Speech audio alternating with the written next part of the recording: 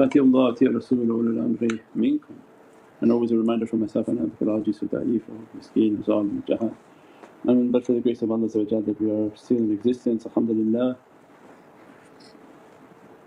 Allah granted us to enter into this holy month of Milad al-Nabi, holy month of Rabiul Awwal, and the immense reality with the birth of Sayyidina Muhammad.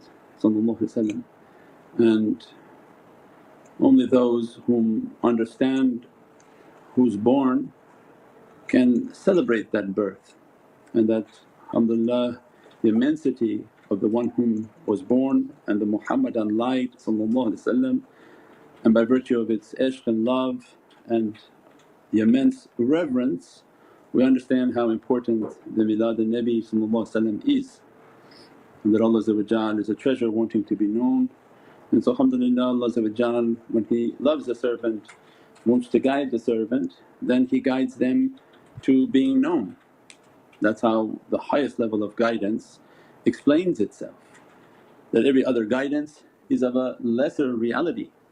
But when Allah wants to truly guide towards Himself, then He'll guide the servant to revealing his reality of where he has hidden his realities, in what direction of this creation these realities are hidden.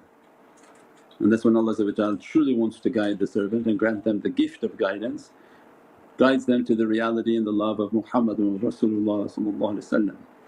And that's what we tried to convey last night, the importance of why there are people who say that we don't need that.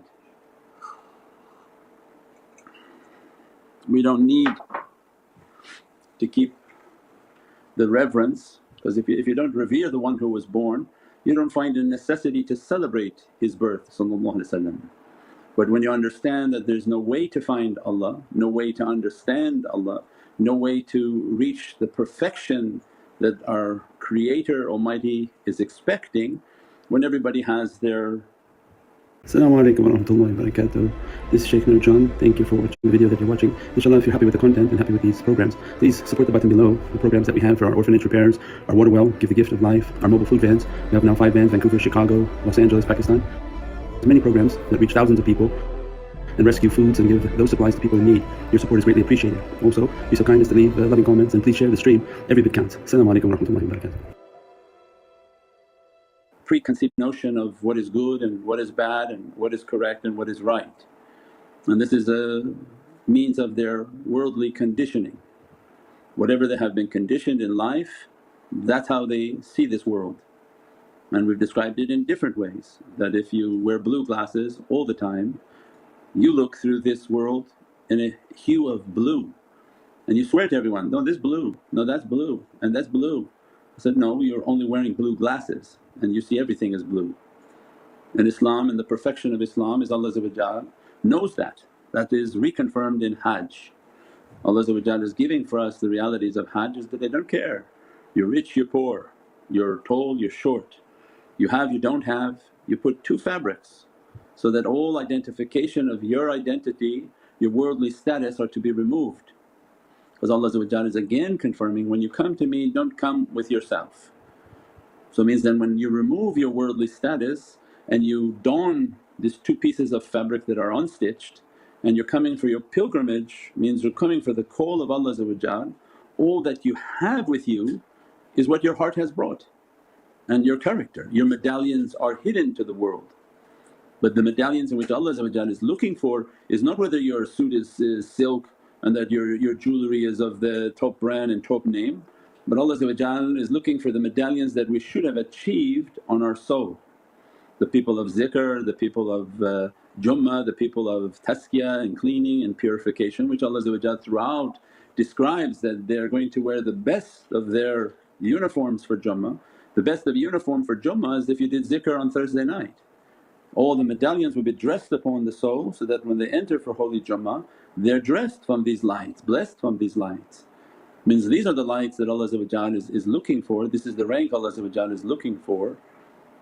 And those whom are going for Hajj with their bad characteristics and their wildness, many qissa awliya, many stories of awliyaullah that describe.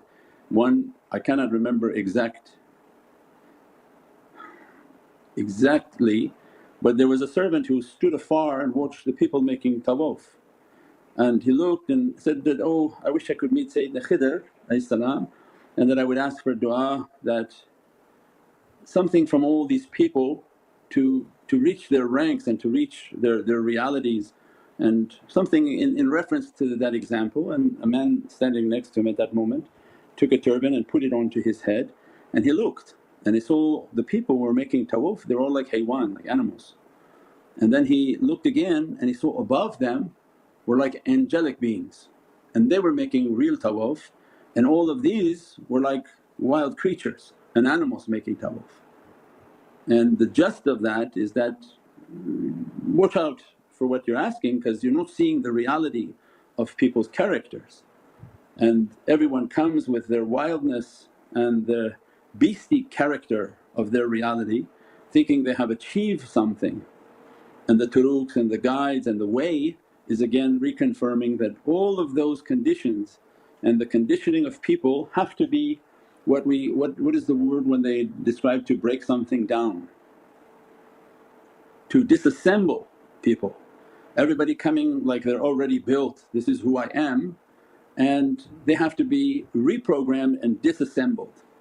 That whatever your mom and dad told you, conditioned you and gave you as an example, most likely it's incorrect.